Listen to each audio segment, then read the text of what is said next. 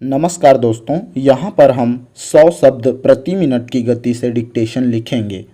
तो चलो स्टार्ट।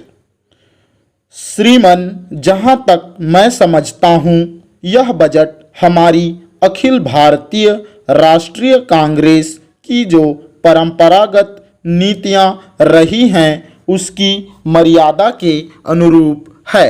यह बजट भारत की महान जनता की आवश्यकता, भावना और उनकी आकांक्षाओं के अनुरूप है।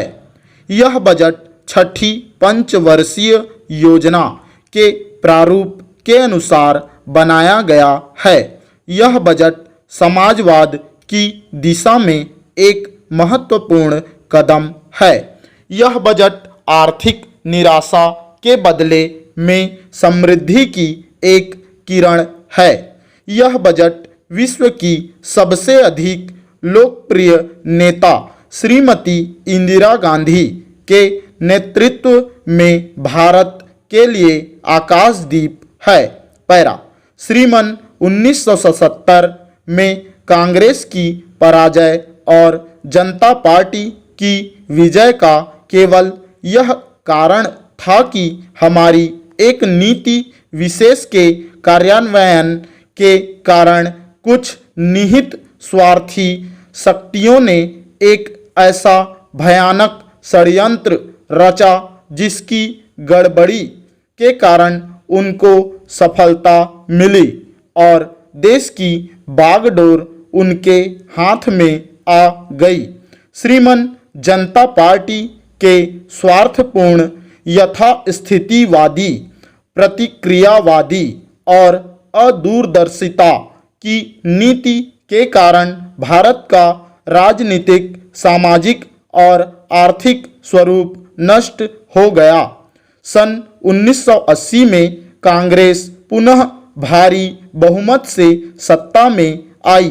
भारत की महान जनता ने इस बात का विशेष निर्णय लिया कि श्रीमती इंदिरा गांधी ही अकेली ऐसी नेता हैं जिनके नेतृत्व में भारत की आत्मनिर्भरता, भारत का विकास और भारत की प्रगति संभव है। मैं वित्त मंत्री जी को इस बात के लिए बधाई देना चाहता हूं जिन्होंने यह बजट प्रस्तुत किया है और यह निश्चित रूप से कहा जा सकता है कि कुछ वर्ष पूर्व जो निराशाजनक परिस्थितियां थीं उनमें सुधार हुआ है।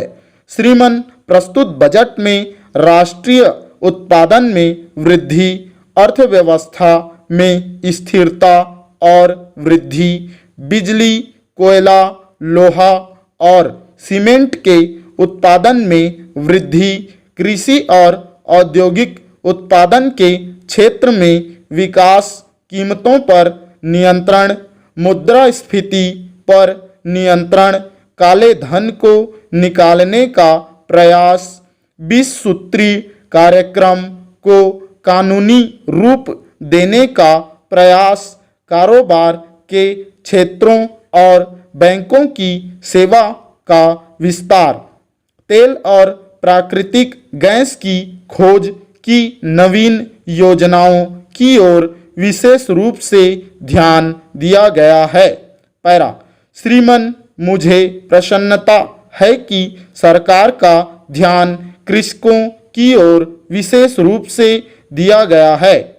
उन्नतशील बीज उत्पादन और सिंचाई के क्षेत्र में विस्तार और उर्वरकों की अधिक उपलब्धता और छोटे और सीमांत कृषकों, मजदूरों को विशेष राहत दी गई है और उसी के साथ साथ कुटीर तथा लघु उद्योगों को अधिक से अधिक प्रोत्साहन देने का प्रयास किया गया है।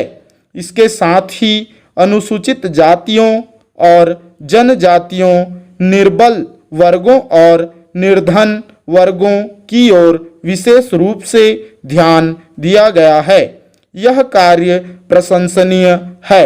मुझे प्रसन्नता है कि सरकार का ध्यान परिवहन और यातायात की सुविधा बढ़ाने की ओर गया है।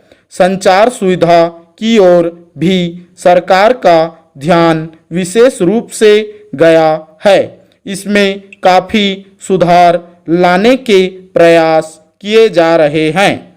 हमें पूरी आशा है कि मंत्री जी इस दिशा में कारगर कदम उठाकर हमारी संचार व्यवस्था को ठीक करेंगे। स्टॉप।